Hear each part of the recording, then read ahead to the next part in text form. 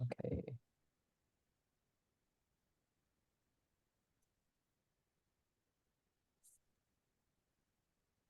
All right. Welcome to the February 7th SIP information session. It's the first information session. We'll be hosting information sessions weekly, every week in February, and application workshops and additional Q&A in March. So just some quick notes before we start. Welcome. This call will be recorded. Please mute your microphone, but also if you have any questions, feel free to unmute and ask your questions. We'll do some introductions. And then we want to cover what is the SIP program, intern application, timelines, what to expect for 2024, and Q&A at the end. All right. My name is Anand Lalaria. I'm the SIP operations coordinator, and I'm joined by my colleague, Lindsay Lawver. I'll let her introduce herself. Hi, everyone. I'm Lindsay Lawver. I use she, her pronouns. I'm the CREST Associate Director, and CREST stands for Creating Equity in STEAM.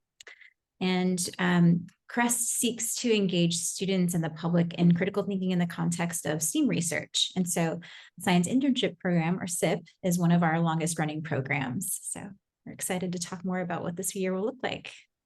We're in for year 16, our Sweet 16 this year. So opening day, there might be cake. We are missing, Raja had something come up, but our SIP faculty director, Raja Guhatakarta, he founded the program. He's a mentor every year. He'll be on next week's session. So if you want to ask any specific questions for Raja, please feel free to email us at the SIP email and we can forward them, or also join us next week again. All right, before we start the slides, let's get into a fun video because, you know, there's nothing better than a video. All right.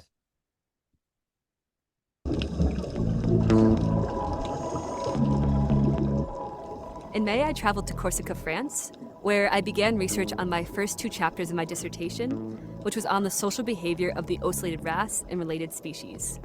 Coming back from the field, I had hours worth of data to analyze, and so I signed up for the SIP program in order to get assistance in analyzing this data.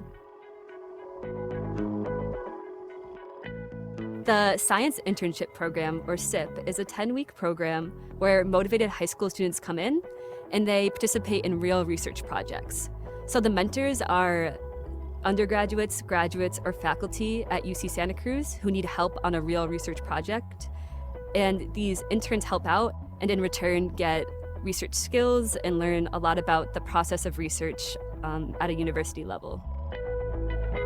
So you can see in the background, when we look at the wide views, we'll see like that satellite chasing people in the back. But I would probably code that right now as a chase, which I think is H. Starting in June, I began to participate in SIP and taught my students the tools necessary to analyze my data. They were able to work through my behavioral footage way faster than I expected, and I'm coming off here at the end of the summer with more than half of my data analyzed and a pretty good idea of where my conclusions are going to lead me. And so pretty much every animal in the sea loves eggs. They're like a great source of food. All right. And so they will eat eggs. My interns served as primarily research assistants over the summer. I first taught them the behavioral editing program, Boris, that allowed them to score behaviors. It was really great to work with my mentor Megan in coding. I learned programming languages, which is unbelievable for me at the beginning. And now I'm available and capable of knowing the fish species and observing and interpreting their behaviors. This program is important because I get to gain experience in research and create new connections with people in the field and people who will be in the field.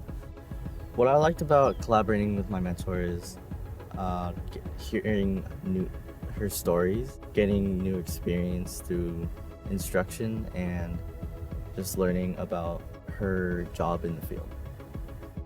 When my daughter entered the SIP program, she met so many graduate and postdoctoral students who were so much in love with their work. Today, she's doing exactly what she did at the SIP program. She is a marine scientist as well as an engineer working on climate adaptation and diseases. So most people don't get a research experience like this until they reach a college level. And I think SIP does a huge benefit by giving these interns an early view of what research is like, because they get to understand the day-to-day experience and they get to understand what fields and opportunities are out there. I want to try being a researcher or a marine biologist when I grow up. SIP is a great opportunity to just try new things.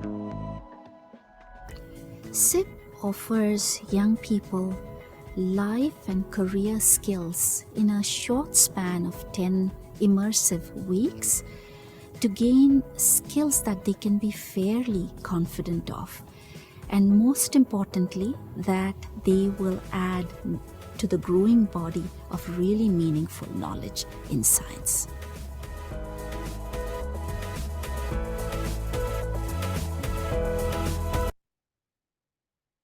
Wow, what a video. I know. This was a video that we created last summer, showcasing a research project with the mentor Megan, as we saw. And it was just really fun to see how SIP 2023 came together. The Oscars are on March 10th, though. You see me on stage thanking the Academy, which will probably not happen. Y'all saw it first. Before we get into the slides, if we have any returning interns, can you please put up a hand, put up an emoji, unmute, say hi? Just because on the chat, we really want anyone that has a question. Hi, Riva, good to see you. If anyone has questions, returning alumni, please feel free to answer them, give insight. If anyone wants to DM them, feel free to ask questions. But again, let's keep the messages plain, and we encourage send it to the everyone chat so everyone can pitch in. Only one returning alumni? Nice. Okay. Do we have any siblings, siblings where if you're interested in being a SIP intern this year, maybe your sibling has taken part of SIP? No takers. All right, we'll change that soon. When do the projects get announced? That's like halfway through the slide deck. We'll get there. But if you go to the projects page on the website, right there, we're still accepting projects. Mentors have a longer time frame just because they're active students, the research is evolving. So they will submit their research projects when they feel ready, and they have a January through end of April, early May timeframe. So again, we'll get into this a little later on, but we encourage you to look into what subject areas you're interested in, and then we'll try to match you into a project that fits into what you want to research and what you wrote about. All right, let's get into the slide deck. You would 100%. You would be eligible. Some projects will specifically say 16 and up, and that is project case by case. But the majority of our projects, let's say 70% of them, are available to all ages 14 through 17. So what is SIP? SIP 2024 will be a 9-week program. 2 weeks of online research prep that can be done anywhere, and then 7 weeks of in-person research at beautiful UC Santa Cruz, as you can see behind me in virtual Zoom background form and on Lindsay's background. It used to be a 10-week program, 8 weeks of active in-person research or active research. But we've come, for the previous couple of years, it was doable during the virtual years, but a lot of schools, especially all around the world and in the Bay Area, have started starting earlier in August. And then it's difficult for interns to finish their SIP research and juggle school at the same time. We'll get into this a little bit at the end as well, but when school starts at the summer, that is a priority, and there is flexibility to fit SIP around that. But we just kind of shorten the program to avoid any extra, or just to make it easier to complete SIP and then transition into school. But SIP is a 9-week research internship program for high school students, predominantly in the STEAM fields, in STEM fields, as well as social sciences and arts. 2021 was the first year where we grew out of STEM only and expanded to STEAM. SIP interns get the opportunity to work directly with UCSC PhD students, professors, and post-PhD researchers, and they provide one-on-one mentoring of these high school interns throughout the summer. The best part of SIP is the research projects are real. They are not just made up. It is not like a classroom style working environment. You actually get to be hands-on, working on real research, making progress, and that's the best part.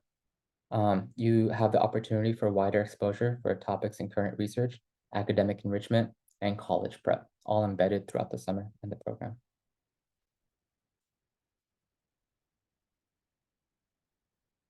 Okay, categories of STEAM activities. So the first point is just access, enrichment, and exposure, right? That's the key that's what everybody wants to take part of.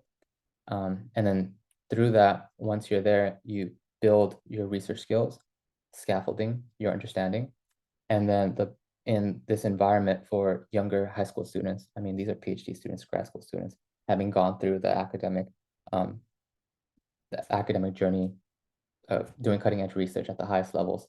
It's a great opportunity for young people to be able to participate in these controlled projects.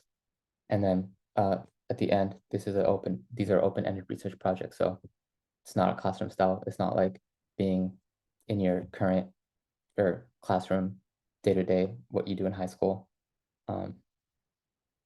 Yeah, so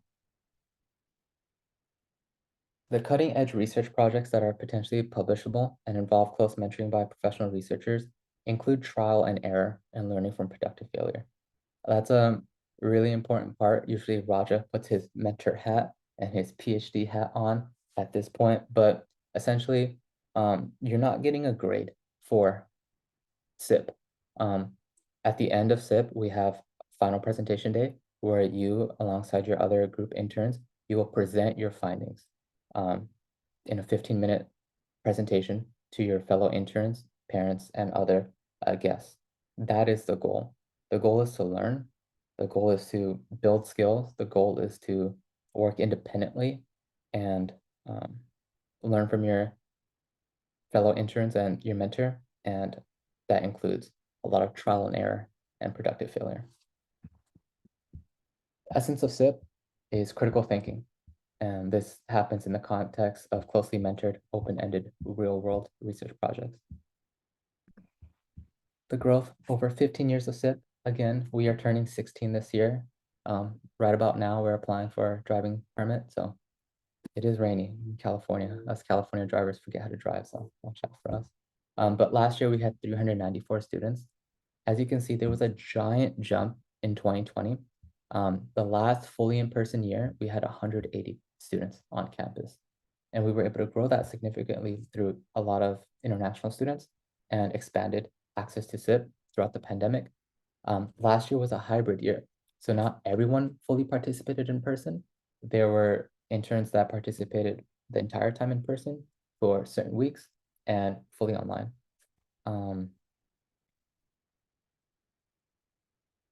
So this year we are returning to an in-person program. So we'll see how the numbers play out, but we are excited about this year. Gender and diversity. So traditionally throughout the 15 years of SIP, it's been a 3:2 ratio, females to male.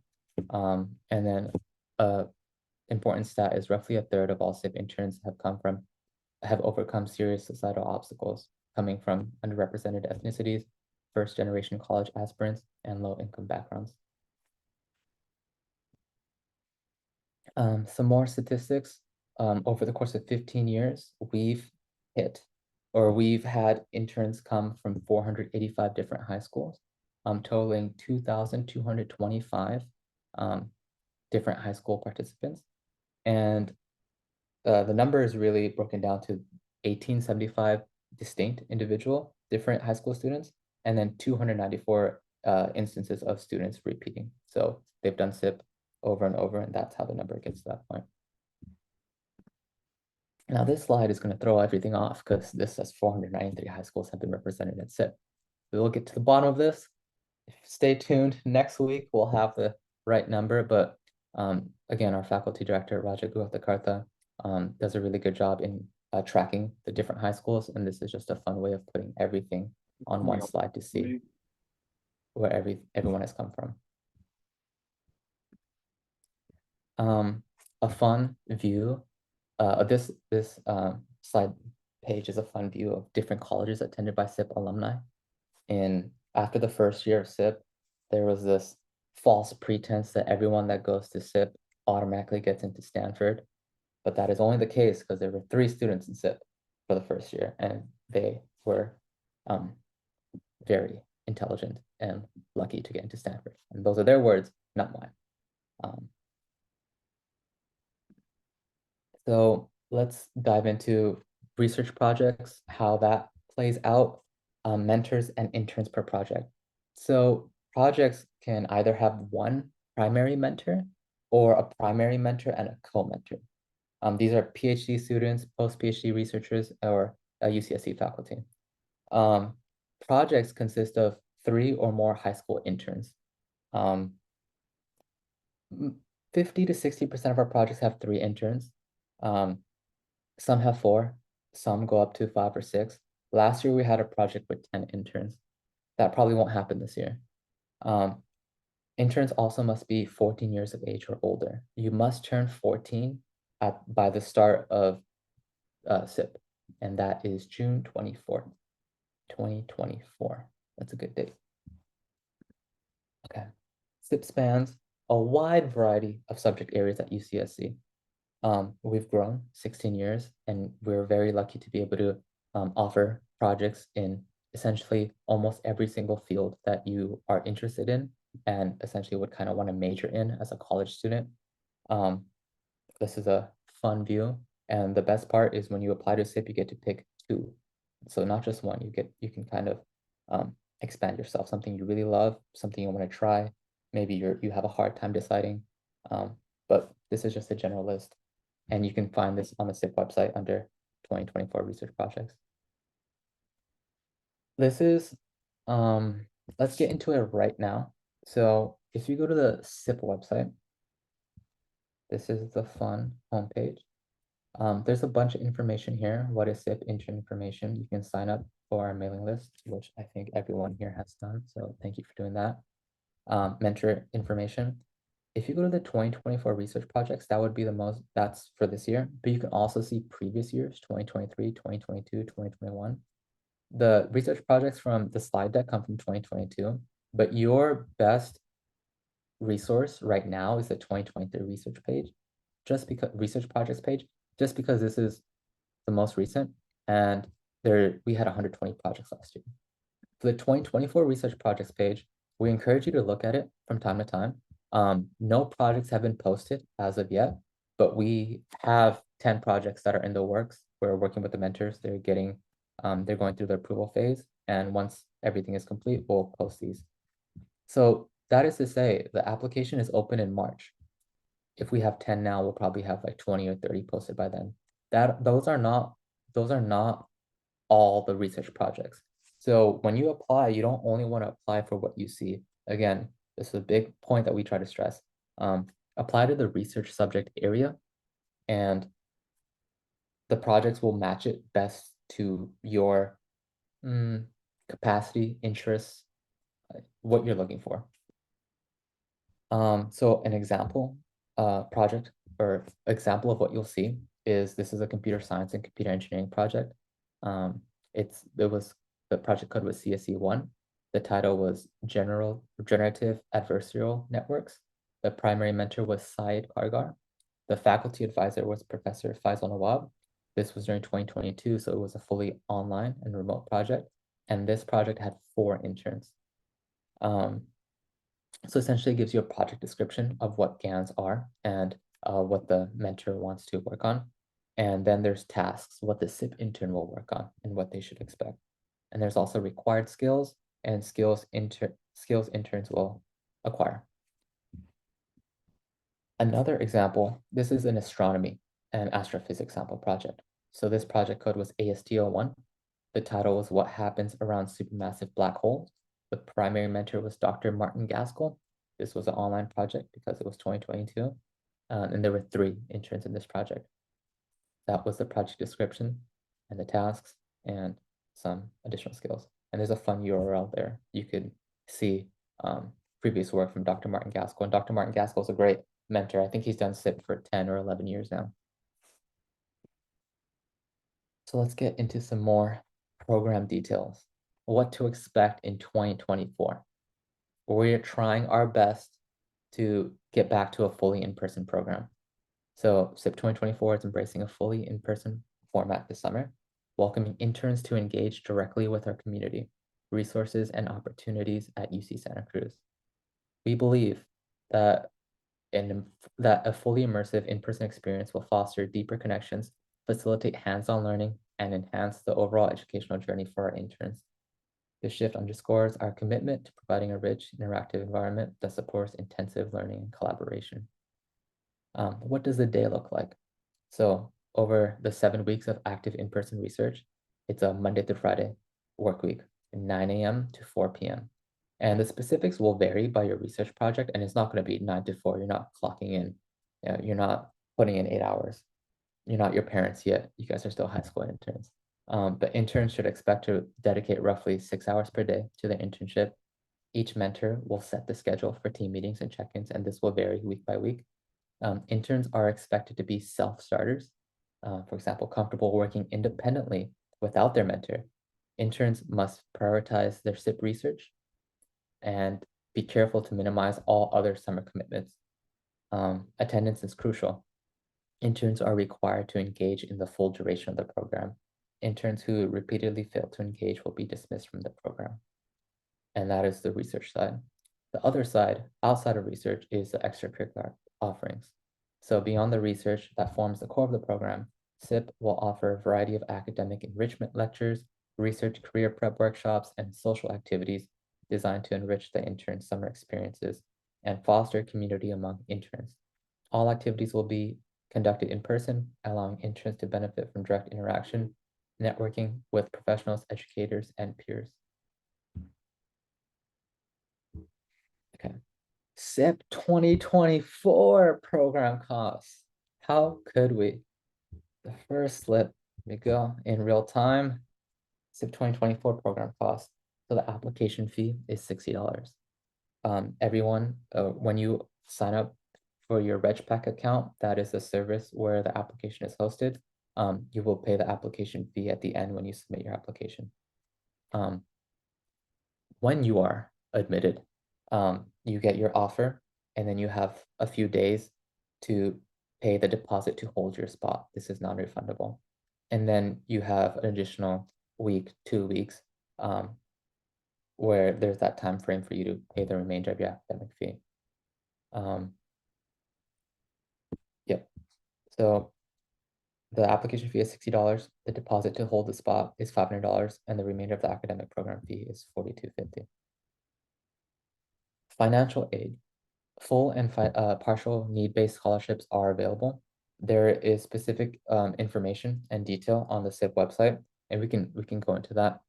But financial aid packages, we encourage you to apply. They are offered in batches, so 25%, 50%, 75%, and 100%. So the SIP application, the application opens March 1st, 2024, and closes on March 31st, 2024. That is a Sunday. And it closes at 11:59 p.m. So it's a very simple and easy 4-part application. And there's an optional part 5 for financial aid, which anyone can apply for. So part 1 is personal information, name, address, other details. Part 2, teacher recommendations. 1 letter of recommendation is required from your teacher. So pick the resource, pick the teacher. It doesn't have to be a teacher specifically. It could be a coach, it could be a counselor, it can be someone that you work with in a different type of extracurricular setting that knows you really well, that will vouch for you. But essentially you'll put their name and their email address, and then we will contact them, and they'll be able to send in your letter of recommendation. And your most up-to-date unofficial transcript grade report.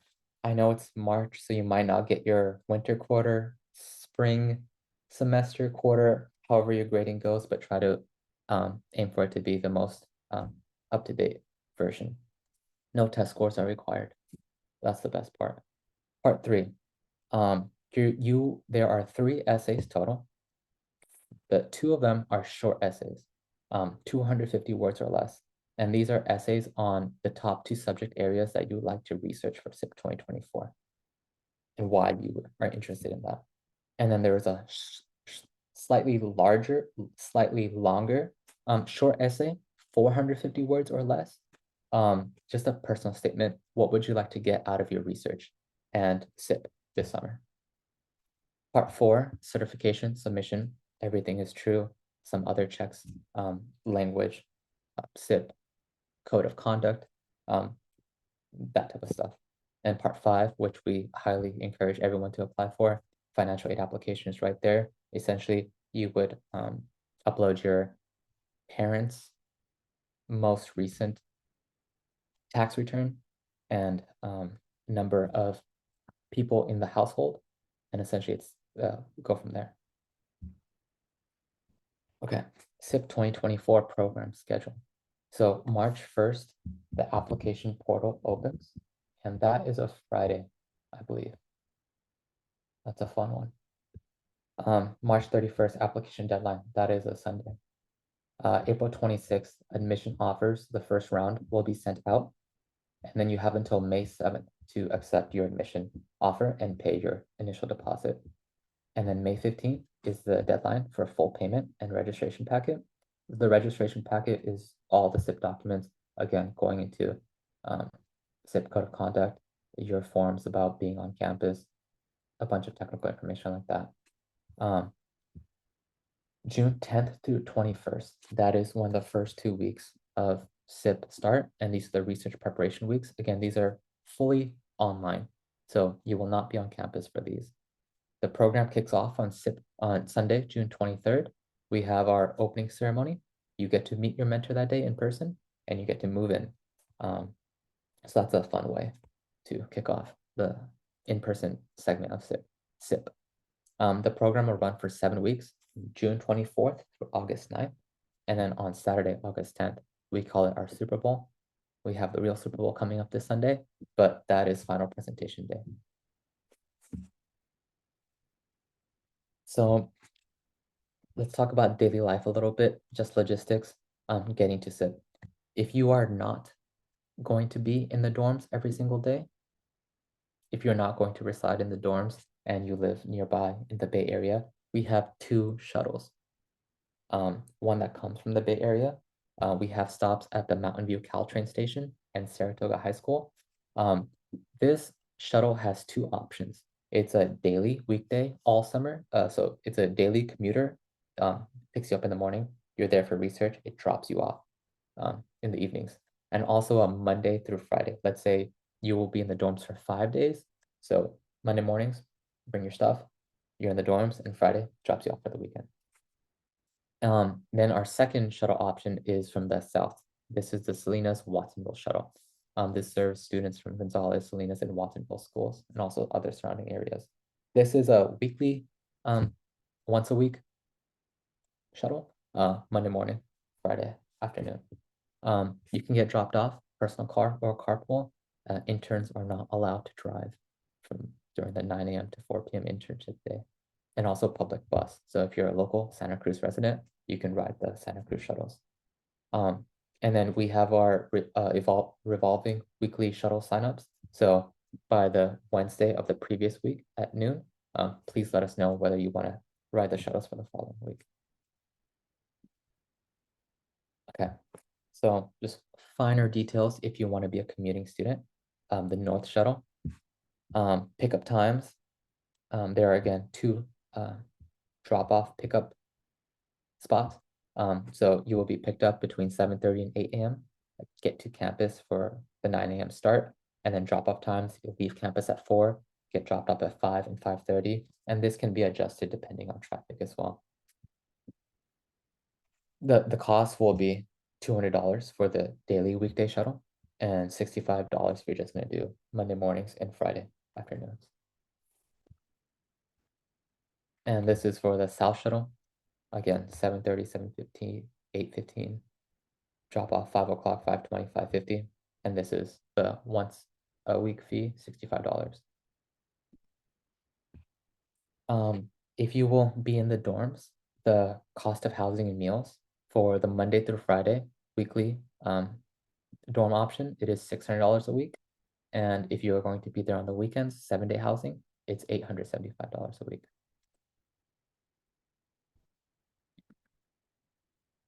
Okay, we can get into it a little bit more. What's in our room?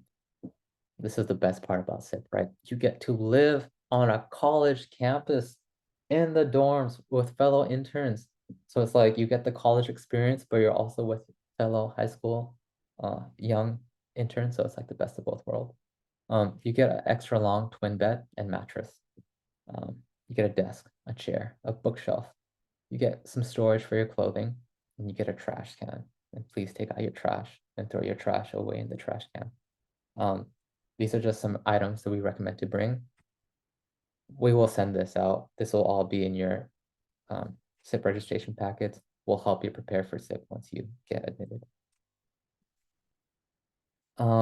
These are images from the SIP 2019 program. 2019 took place in Crown College. This is just here to show you the beauty of the SIP campus, of the UCSC campus. Last year, we had housing at the John R. Lewis College, formerly known as College 10. This year, it is shaping up that we will be in College 9. This is a picture of College 9. This is Geneva House. It's right next to where we were last year. More to come. These are a few pictures of recreational activities for interns.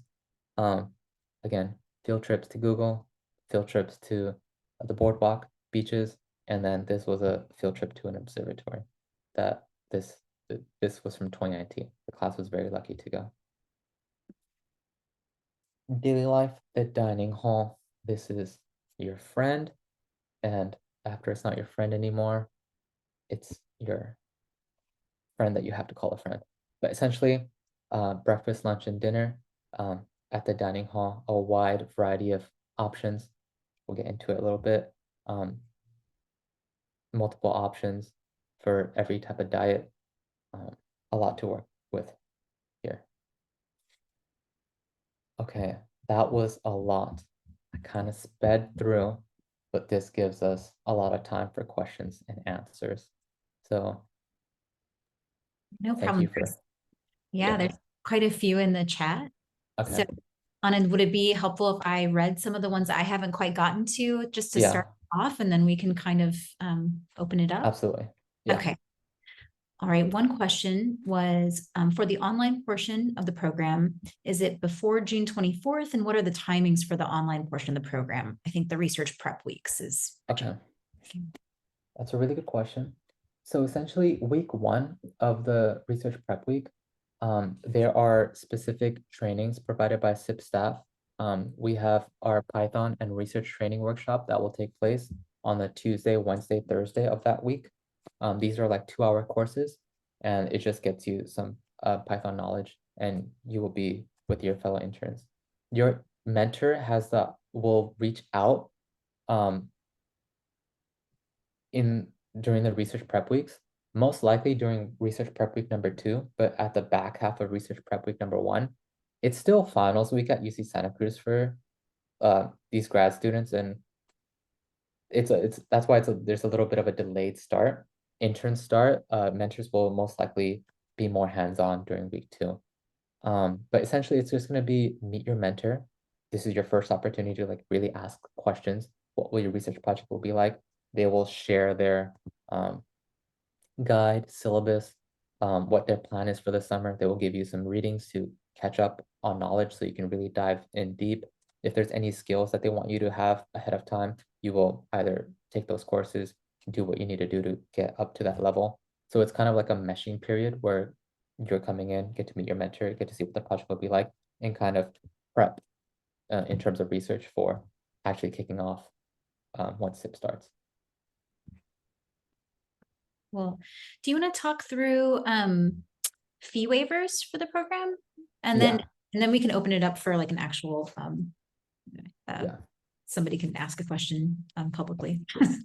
Before we get into the financial aid, again, please check out the SIP website for the most up-to-date knowledge and information. So the Zoom links for information sessions are also here. I apologize. In today's email, there was the incorrect Zoom link, which shout out to the people that emailed alerting us and letting us know, and we emailed out updated email with the correct Zoom links. But again, you can find the key dates. Application workshops will be here. The fun video we watched here, and then just some, you can see previous projects from previous years. Learn more about SIP here. You can learn more about me here. You could see testimonials from previous interns here.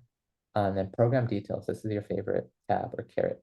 So the application process, this is the 2024 application portal. When it is live, there will be a button here. Essentially, instead of this will lead you directly to the application portal. These are application steps, right? Complete the application for admission, pay the application fee, follow up with your teacher reference. Eligibility, we kind of talked about that. What is SIP? The financial aid, let's talk about that here.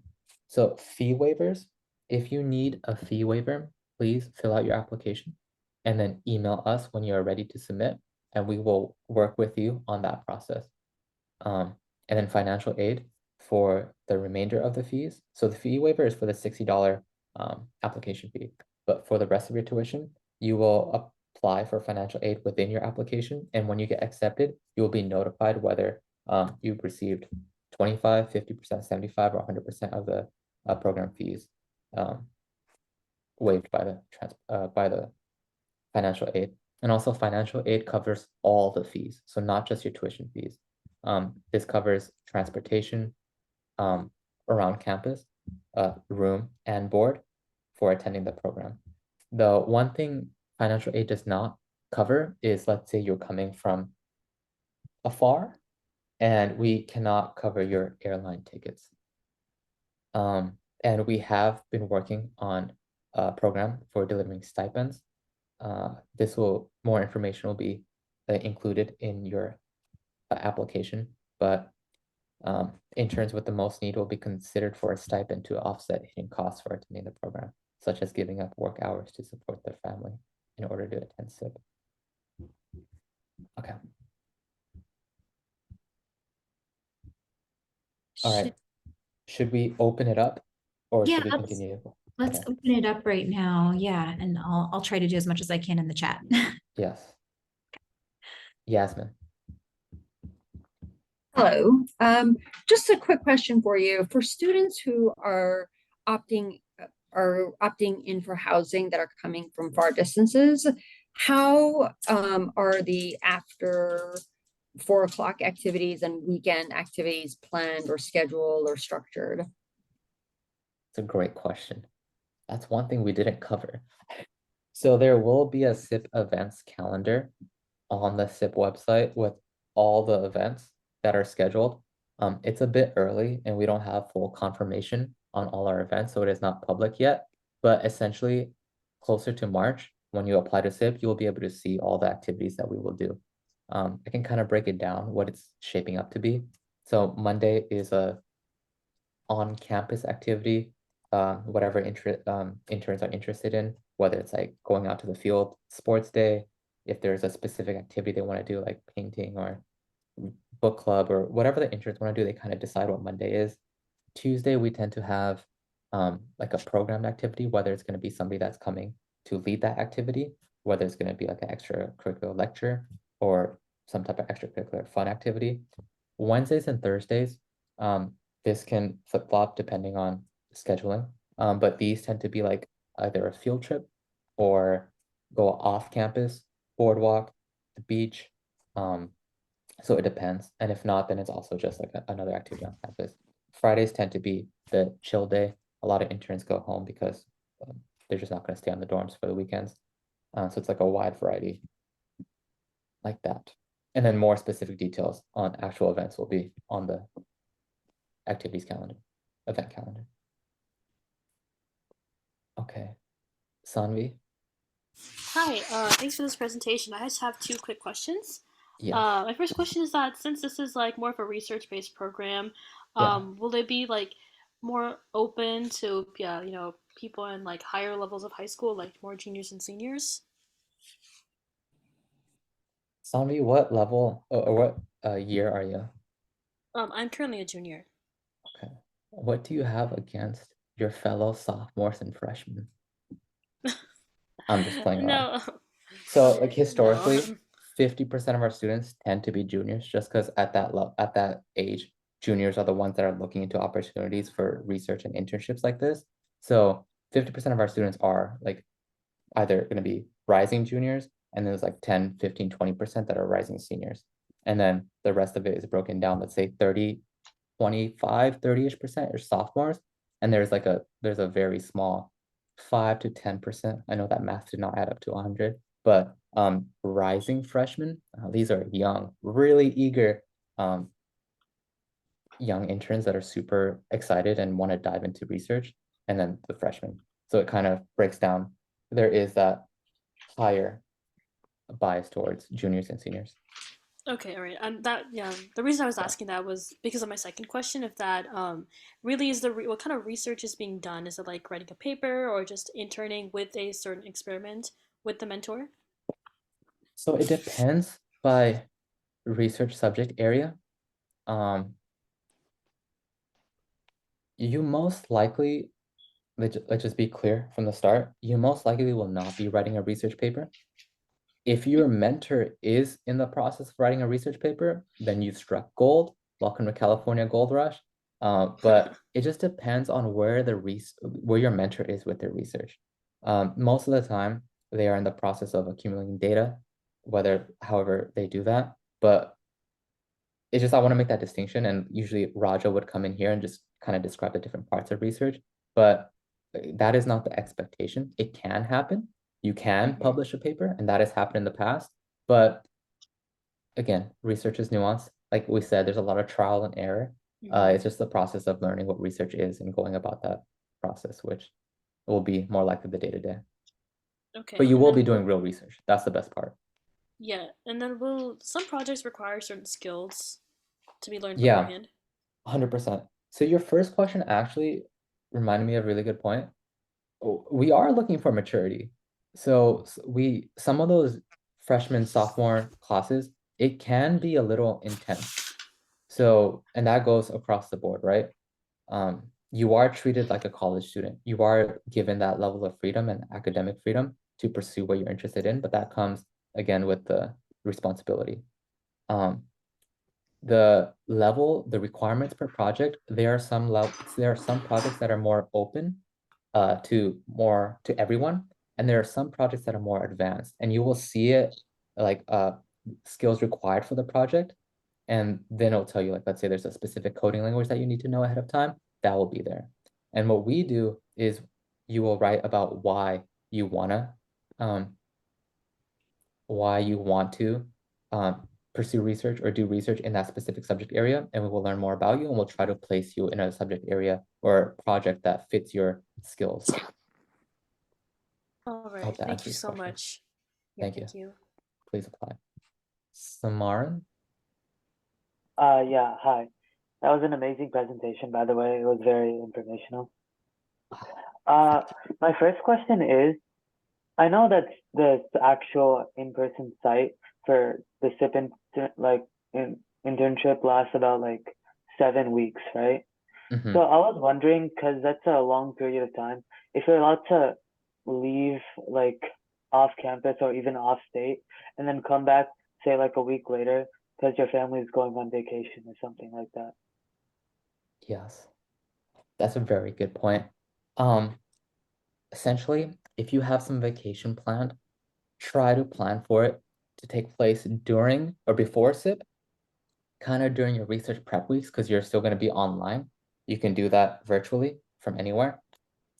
And then the exception at the end of SIP is if your school starts ahead of time, school comes first. Let us know. You will let your mentor know. Your mentor will work with you to kind of develop the schedule, what times you want to meet, what times you want to do things in person, that type of stuff. Regarding a family vacation, we do have 2 holidays. Juneteenth, June 19th is off, and the 4th of July is off. Now, 4th of July, I think, takes place on Thursday this year.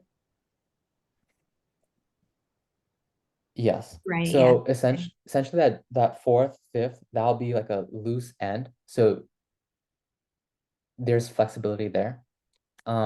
If you have like a week of research, if you have like a week of vacation like throughout the summer, that's just that congratulations. But that puts your mentor and your other fellow interns in a tough spot. So we're really asking our interns to prioritize being there for the full 7 weeks. Again, if school starts early, let us know and we'll work with you on that. But again, if you can kind of schedule your any vacation or family time before or after SIP. And also you do have weekends, right? So if you want to be in person from Monday through Friday, you can go see your family around the area on the weekends. Okay, yeah, that makes sense. And my second question is, so I know that you do research in SIP, but what part of like, or I guess ownership do you have over the research? Because I know a lot of research competitions, you can submit research that you've like contributed to, but aren't Mhm. exactly the main contender for. Yeah. So will you like be seen as just some intern who helped, or would you get like a name on a paper, for example?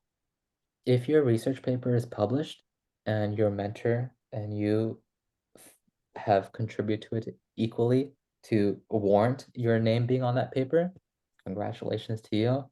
Pat on the back, you got a research paper published before you even got to college.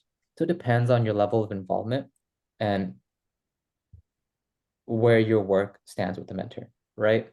Whether presenting it in a research project, again, if the research isn't published yet, then you don't really have anything to present. You might be able to present what you've worked on. And also some of this research isn't public yet. So it might be private and your mentor might ask for you not to share it. So that's a conversation you will have with your mentor. Okay, so But it's a more individual like situation. yeah, but more times than not, you tend to be able to present your research. And again, it's not going to be your research. It's more like an hour. We use a lot of we, even though we don't take place in France, but it's a we research team. So that's kind of the gist of it. Okay, thank you. And my Okay. last question is, so when exactly do you pay the full amount, the final deposit? Okay. So it kind of tapers by the date. I think the first date. So the fee. Oh no, that's the wrong one. 我在听 SIP。 Jessica, who did you say something? 他们说了什么？ It's okay. It happens to me all the time. 没有叫我，我去了。 So the first fee was the $500 deposit. We asked for you to pay it by May 7th. And then for the rest of the $42.50, we asked for that by May 15th. Okay, great. Thank you. I just want to say the first person had 1 question. The second person had 2 questions. The last person had 3 questions. Fiona, if you have 4 questions, That's I will perfect be- because I have 4. Why does this always happen? You know, one time someone started the gate off with like 6 questions and everyone was like, I get to ask 6 questions now. It's 6:52. But please ask your 4 questions. I'm excited for them. Oh yeah. These are like more focused on financial aid. Mostly like small details, like when we submit the request for financial aid through the email, like what information do you want us to include? Like, is it just like an email request, or do you want us to include financial information? Email request. Okay. And then with financial aid, does that cover like the $500 deposit as well, or is it just the program and boarding fees? If you receive financial aid, it covers everything. Cool. Oh, actually, I only have 3. And then is there any priority for like California residents, or like are they all judged equally? Everyone is judged equally. Cool. Like speed run that. Fiona, can you come up with 1 more question? Let's keep this up. Do you have a Okay. personal question? Give me like 2 more seconds. Wait, Fiona, can I ask you a question? Yes. We have a lot of Yes, hands. ask me a question. Yeah. What year and where are you I'm coming a from? junior and I'm from Georgia. From Georgia? Yes. What part of Georgia? Lawrenceville, it's school? like Brookwood High School. It's around the metro Atlanta area. Okay. Mhm. Was there a SIP alumni that came from there last year named I Jessica? I don't recall. Is there like a last name? Wu, Wu? but Jessica might not be that's what she goes by. I don't know. Please apply to SIP, Fiona. Mhm. Thank you for asking your question. Yeah. Okay. I might Jessica find who? more. I don't know. Okay, anytime. Jessica who? Hi, I have only 2 questions, not 6, sorry. It's okay. The first question is, what's the selection based on? So I actually calling for my daughter. She has perfect grade. She Congratulations. yeah, her teachers all love her, so I would expect good recommendations. And then she really love research, and I want to have a chance to do research, so it will show it in the strong interest in essays. So I was wondering, like, when you select students for the program, because you reject like most of the applicants, right? So When you put it like that, it sounds mean. But yes. Yes, right. Yeah, it's like 10% accepted rate. So so I was wondering, like, what's her chance to getting, like, how do we do to increase our chance to getting to put, write a great essays, or what can we do? Because you're basically looking for like 3 things, right? Transcript, recommendation letters, and essays. Like, does all 3 weighs equally, or one thing weighs more? That's my first question. Also, really good first question. Again, we hope your daughter applies to SIP. Those are essentially the only 3 things that we do look at. Your transcript, teacher recommendation, but what we really look at are your essays. We have a vigorous application review process. It is SIP staff and mentors. And we're really looking for why you want to take part in SIP, why you want to pursue those subject areas that you listed, and just if there was like a little weighted tier, your essays would be weighted the most. Great, thank you so much. My second question is, my daughter interested in one of the 25 topics, which kind of have only like 3 to 4 interns every year. Yeah. So and also she's interested in other several topics. So I was wondering, if she got accepted by SIP program, can we guarantee the match to be the ones that she picked? It's like a 90% chance you will receive your subject area 1 or 2. Again, the hard part is, out of the 25 different subject areas, some have more research project than others, right? So like, the reason why it's so competitive is we can only offer as many projects as the mentors we have. And again, mentors vary by subject areas. So let's say last year, this was the biggest problem. We had 20 projects in astronomy, 20 projects in CS, and 20 projects in CPM. We had 3 projects in bio. And across our 3,000 applications that we received last year, let's say 50% of them wanted to pursue a bio subject area. So we can only place 10 students out of 1,500. So it really depends.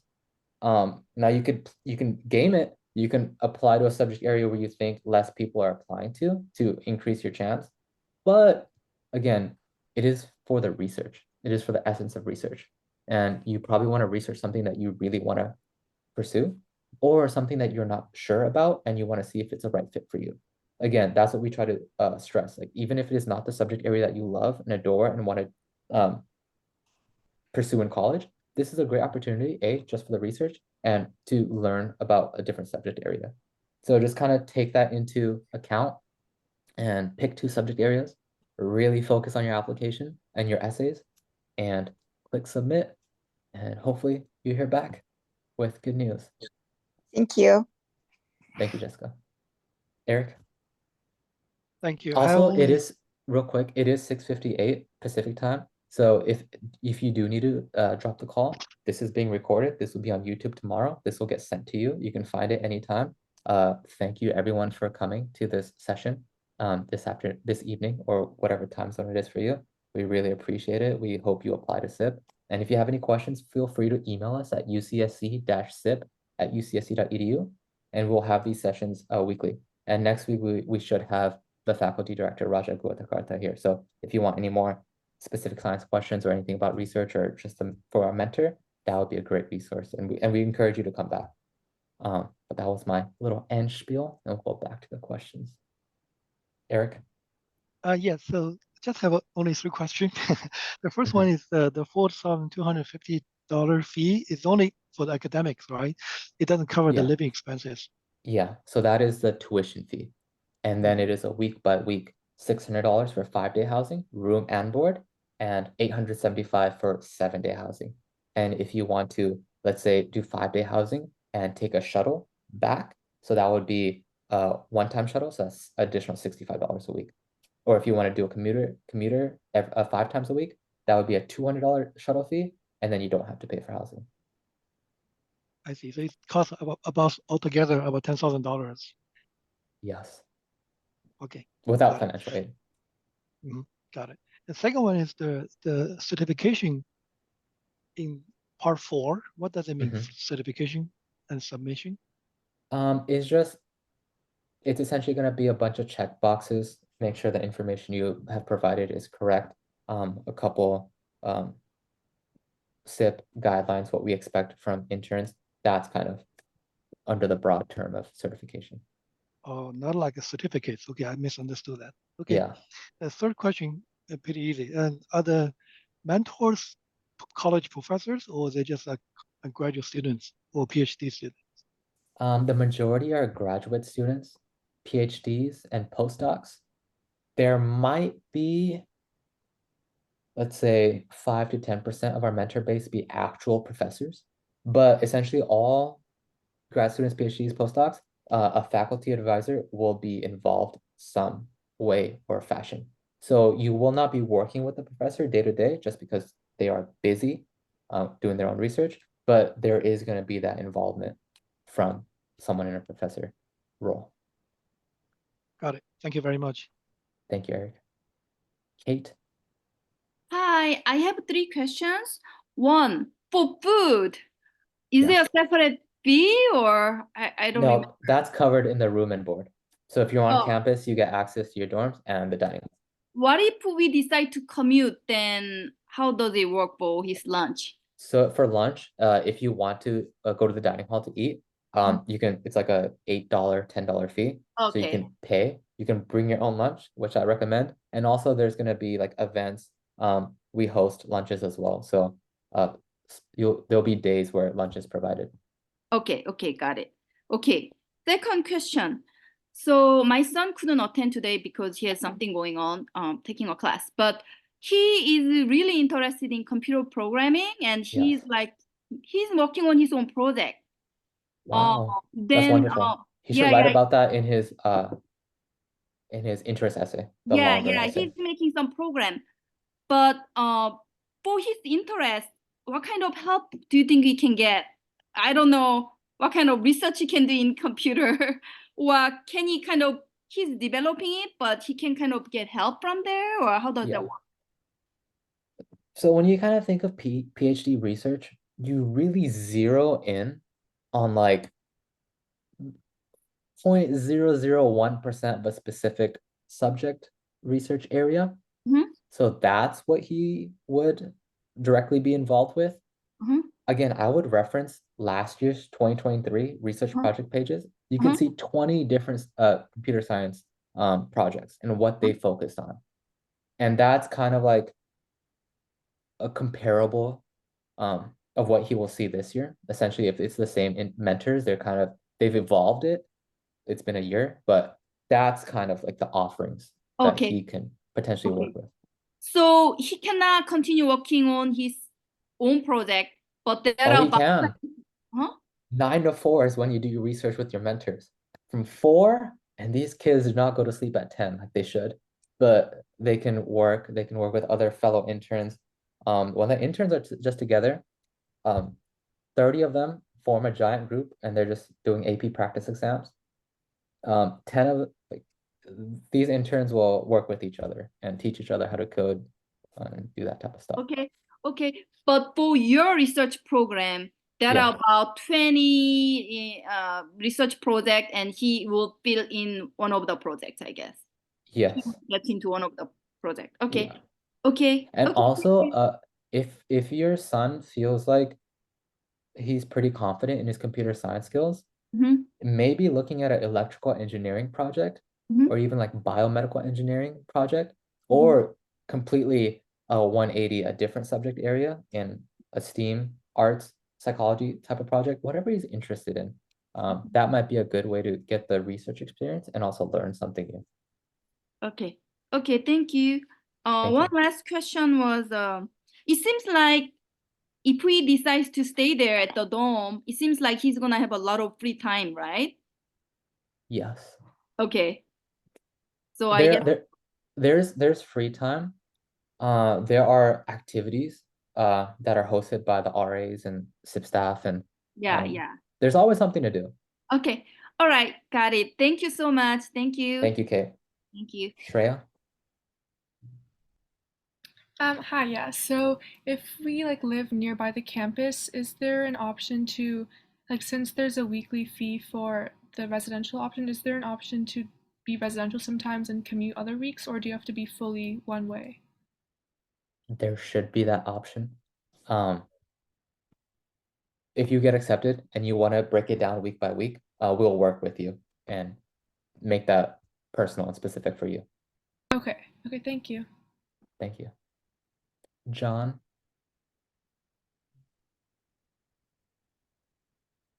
John, are you still there? Yes. Can you hear me? Nice. Yes. Yeah, so I was wondering, if you were staying in the dorms for the week, right? Are you able to wander around campus, even leave campus if you want? John, how Or old are is you? there- I'll be 17. You're so close. When you turn 18, you can do whatever you want. But again, under SIP policy, you are a minor. You gotta be with your fellow minors. SIP staff will take you off campus if you want to do something that's not close to the dorms or where you do research. You can ask to go. You will likely go with fellow interns. You might go with an RA, but yeah, you don't have like full free reign. All right. Good question. Jeffrey?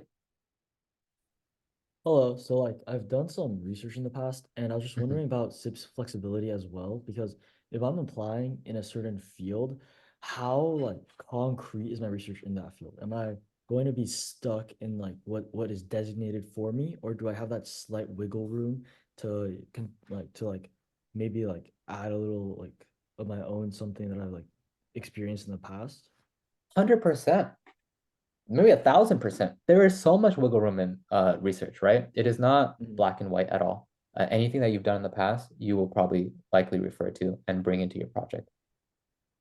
Okay, perfect. Thank you so much. Yeah, that was my only question. Cool. Niva?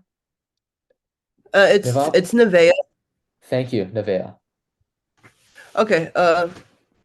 A question that I have, would be a question that I have would be, okay, how do I are they going to teach me things like academic communication?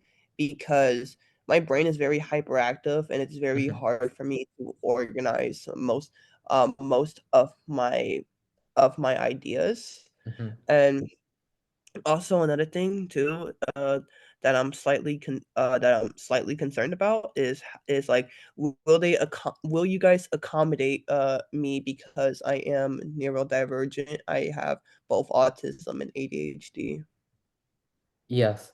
We can work with you, and thank you for bringing that up. But also, that is part of the application. You can specify that, and then we'll make sure to accommodate all your needs. Your first part of the question, we do have specific trainings, and come back next week. Raja will be on the call, and Raja leads those trainings. But essentially, these are like 3 hour-long sessions intro to research, how to write a research paper. So essentially thinking about like academic research in that sense. And then I think the best learning is by doing.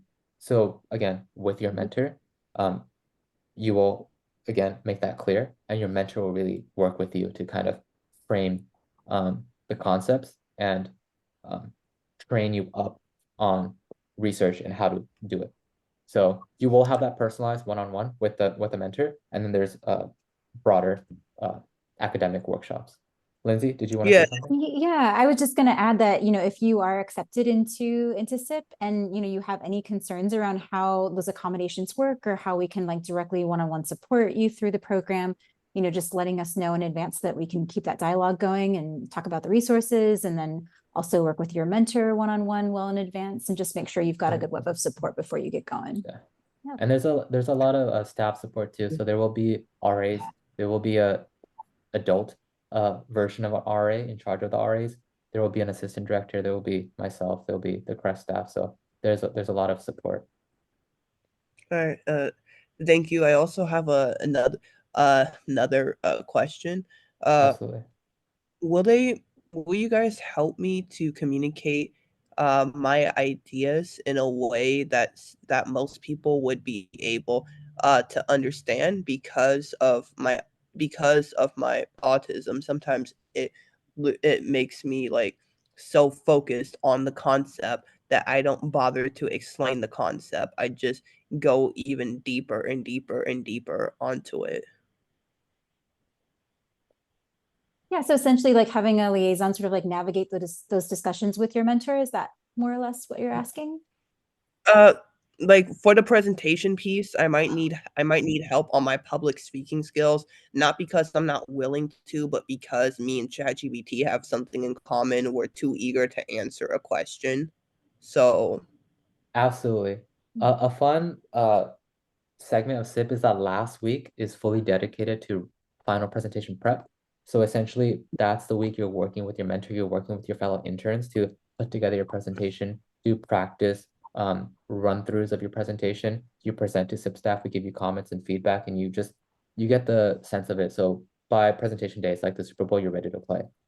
Your question about like help, that will mostly fall on your mentor. Your mentor is the person you're going to be working on daily, one-on-one, and then support will be provided by your fellow interns in your group. The SIP staff is there, but we're not there when you're doing research, right? We're there throughout the day, but you're doing research wherever your mentor is in your specific area from 9 to 4. So we can help. It's just we can't guarantee that we'll be there all the time. If you kind of get that sense. Yeah, I just need help with like, okay, how do I communicate this idea? Because sometimes my mannerisms get misinterpreted as being aggressive, even though I'm not trying to be. I just get very hyper and very excited about research. Absolutely. Your mentors are going to be the one that you can go to at any time, and your fellow interns. Okay, thank you. And there's also like the opportunity to kind of practice your talks too before presentation day. I know that Anand, you've already talked about that, but anyway, during that time, we can address any concerns and find other supports if needed. Yep. And if you ever have any other additional questions, or if you want to continue this conversation, please email us. Yeah. Yeah. I really appreciate it, and I might need help with like not deep diving because I have an obsessive temperament when it comes to research. We'll work on it. We'll get there. Okay, thank you. Thank you. Fiona, is your hand up again, or did you just never put it down? No, it's up again. Don't worry, Okay. it's just like another 3 short questions. All right, Fiona, let's go for it. All right, so I was wondering, are applications like based on a rolling basis, or is No. it all graded at the same time? All right. All at the same time. And then are there like designated days that we could leave campus, or like if we were coming in from another state, do we have to stay on campus for all those like 7 to 8 weeks? That's a good question. Essentially, let's say you have family nearby, or if you want to spend time with family, Your family will email the SIP staff so we know who's coming. We'll confirm it, and they'll give us a schedule. They want to pick you up on Friday. They check you out on Friday. They will return. You will return on Monday. So we just kind of work with you, your family member, and there is that flexibility there. You are not on. So You are not. weekends are. Oh, sorry. So weekends are generally free, but then if there's no plans, then you'll just stay on campus. Yes. And typically, that's a really good question for the 7-day students that will stay. So you're doing research Monday through Friday. Fun, exciting. Monday through Thursday are pretty packed. Friday is kind of a rest day. If you're on campus all 7 days, we'll probably take you to the store, Safeway, Target. You can replenish your needs, and it's fun to explore. Saturday or Sunday, depending on the day, depending on the week, usually one of those 2 days, there will be a planned activity, whether it's like a field trip to explore, like say San Francisco, or like a tech museum in San Jose. And then the other day is a day of rest because the staff also needs a day off. And then the interns just have the day, do your laundry, study, play the piano. So that's how it's kind of broken down. All right, perfect. And then about how many interns will be in a single room? Because I know you mentioned that there will be roommates. Yeah. It's looking like it might be 3. Last year, Alright. there were rooms of 2 and 3. Might be 4. The more the merrier, right? But 2, 3, or 4. Oh, actually, I have a fourth question.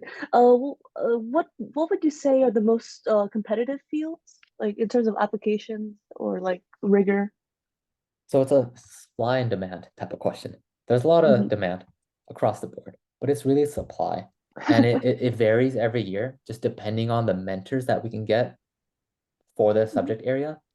We're working really hard. We're really recruiting on the mentor side as well. You see all these emails and advertisements for the interns, but I hope for the biology side, we avoid only having 3 projects.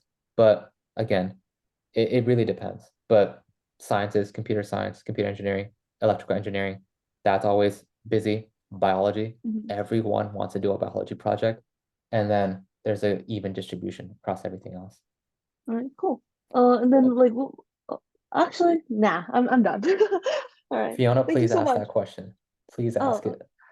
Okay. Well, I guess I was wondering, like, what about rigor? Like, what classes or like subjects would you say like require the most catching up to do if you have no experience? The catching up is very subjective to the specific subject area. That's a good question, and we get it every year, but you will be able to study for your research project, and that will take place during the 2 weeks of research prep. So there's like no worries on not being able or like competent or at that level. Your mentor will work with you to bring you up to that level so you can really dive in. And the learning happens when you dive in. I mean, you could read research papers, but like unless you actually do it, it's very hard to understand. All right, perfect. Thank you so much. Thank you. Okay. Shu Fan. Hi, thank you for a great presentation. And my question is for my son. And because like he is like going to be 15 by the time like when summer starts, but he's been like studying chemistry for like 2 years by himself. But he has concerns that some of the chemistry related or focused areas will have like age limitations that limit him from applying. So he has a great concern over that. Again, that's subjective by the specific project. Also chemistry, the interns love the chemistry projects because you are in person for that. And those are some of the best projects. Your son should apply. Not all projects under the chemistry subject area will be age restricted. So there will be projects open to all ages. So that shouldn't be a limiting factor. Oh, that's wonderful. Thank you so much. And then the other question I have, actually 2 questions, is like if the research project cannot be completed by the end of the summer, will they be able to continue with the same mentor or what happened? That depends on a variety of different options. Factors is the word. So fun fact, there have been interns that come back to SIP and pick up the same project with the same mentor back-to-back years. That essentially happened this last year. There was this superstar intern named Tauri Hong. He did in SIP 3 years in a row, 2 virtual years, and last year in person with his mentor.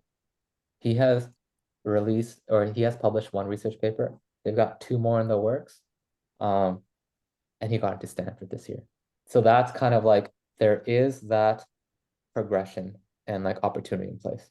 So not to Okay, rule that out.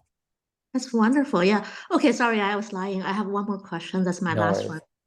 one. And then the question is, well, for basically for the kids, like once they get into the program, like is there a preference over the applicants who have like research experience, or not having research experience? Because not having, you give them exposure, and having Yes. experience, like they are more prepared. 100%. Well, we don't take that into high consideration. SIP is about learning about the research project. It's great if you have research experience coming in, but we don't hold that against you. We really want everyone to be able to learn and see what active research and hands-on research and experiential-based research is like. Thank you so much. Yeah. Also, I know we're 20 minutes over, but I'm really sad because I thought about Tari Huang, and like these interns are great, and we learn so much, they learn so much. But the best part about SIP is you get to work with alumni buddies. Alumni buddies, thank you for everyone that's on the call, but like alumni buddies are past alumni, and whether they're returning as SIP and returning to SIP and they're still an intern and alumni, they're kind of like a secondary mentor. They're not fully a mentor, but they're not like just a brand new intern as well. So they have experience and they can help other interns, first-time interns, and they also host events. They're a great resource, and they are the people you go to ask questions. They run the Discord. So that's a great resource to have too. Okay, MS. Hi, my question is, if you are a commuter, I may have missed that information. Can you be dropped off for the day, or do you have to Yes. take the transportation? No, you can be dropped off. And the second question is, are your dorms co-ed or Yes, they are broken up by floor. So the dorms are co-ed, but there will be like 4 or 5 floors, and depending on number of students, how they are placed, but there should be the students will be placed by gender. sounds good? Thank you so much. Thank you. Eric? Eric, are you there? Oh, sorry. For the recommender, do they have to be a STEM teacher, or they can be from any discipline? Any discipline. For example, if a student apply for computer science, can he have his English teacher write a recommendation letter? 100%. Whoever will write the strongest letter of recommendation, we highly recommend that you ask them to. And it doesn't have to be a teacher. It doesn't have to be a formal educator. It can't be a parent. Can't be a relative, but essentially anyone who will write you a strong letter of recommendation. Okay. And second one is that you mentioned supply and demand. So where can I see those supplies? So do you have like a list of all the topics, all the mentors? And Eric, you what know I'm the- really good, but that's like a magician giving away how he did the magic trick. It's not broken down subject by subject area until SIP starts, right? I kind of mentioned this right when the call started, but mentors have a longer time frame. So we have 10 mentors that have already signed up for SIP 2024. That's great, but their research is evolving, and they might not be at a point where they can host SIP students this year just because there's nothing for SIP students to do, and they have an extended period of time where they can apply to SIP. So we gain that supply in that sense all the way till May. Again, so you'll see it on the website. We hope to have the projects posted, a certain subset, maybe 20-30% of our projects by March 1st. So you can kind of see how the projects are looking, how it's broken down. But we're really going to try to kind of get as many projects as possible in each subject area. We're going to have music projects for the first time this year. That's a new subject area that we're breaking into. So there's a little bit of everything for everyone. It's just we're going to try to make sure we have as many mentors as we possibly can. Thank you for answering all my questions. Thank you. Yeah, thank you. Yeah. MS, you have another question? You just came to the top of the queue. Or is your hand still up?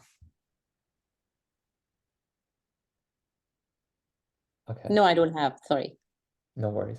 All right, we Can got I, three more. can I just, I've been getting a lot of questions in the chat about the age limitations for SIP, and I just want to double down on this response. So the ages are ages 14 through 17.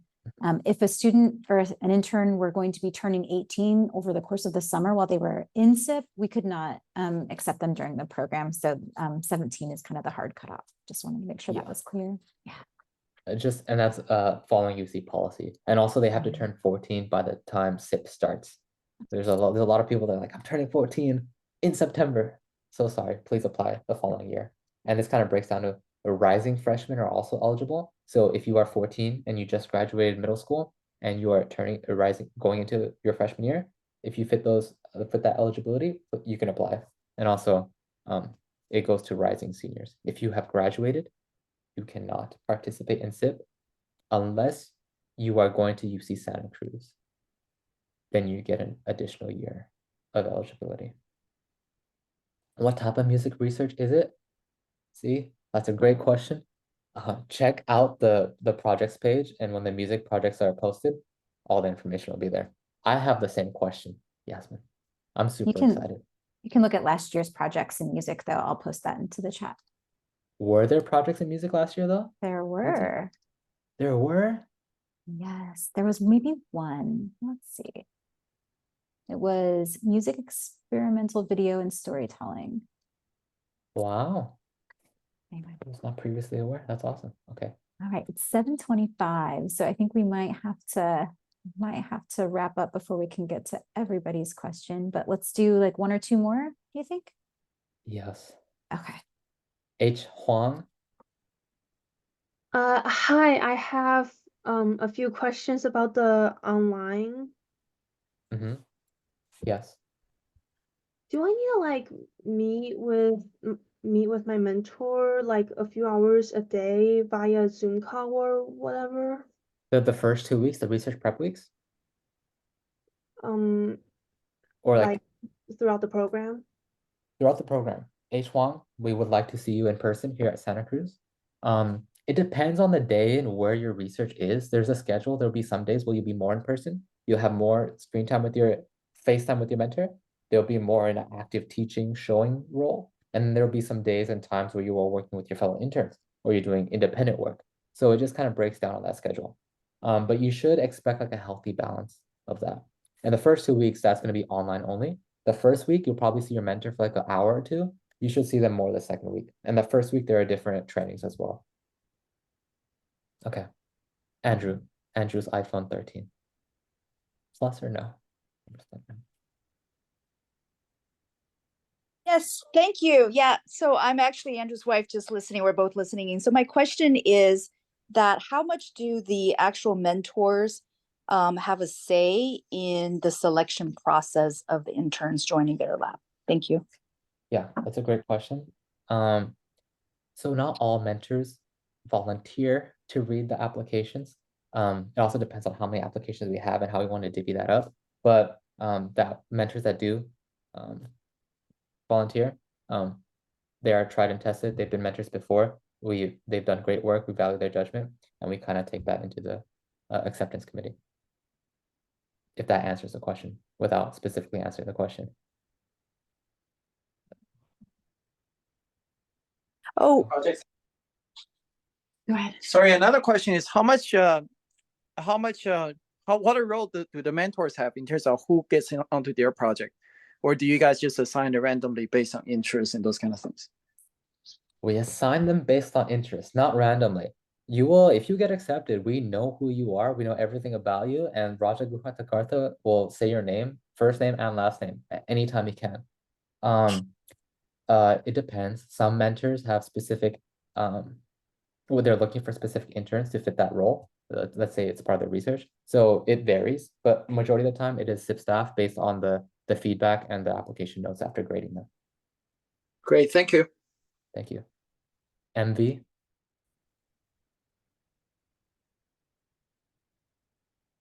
Going once, going twice.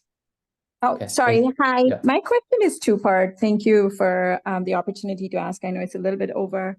So last year, I thought my application was a very close match. So I was wondering, but I didn't get selected. So I was wondering if you could elaborate on how the application process works in terms of stated interests. The second part is if you could elaborate on how the review process actually works. That would be very helpful. Thank you. Okay. Again, in the application, it's a super simple application. There are 4 parts, optional 5th part for financial aid, but essentially part 2 or part 3 is 3 essays, 2 short essays, 250 words or less. These are the subject area essays. This is where the applying interns, write about why or what subject area they're interested in, why they're applying, and what they want to get out of it. So that's kind of what we base or how we place what we base our placements off of. And the second question, Well, I'm sorry. I was just going to add, like last year as well, we had a hybrid, we did a hybrid program. And so some of the placements were based on remote projects and who could participate remote, who would be in person. So there were some of those kind of considerations too. Sorry, go ahead, Anand. no worries. I totally forgot your second question. I'm going 90 minutes, no water. So we're really working. Thank you, Anand. Yeah.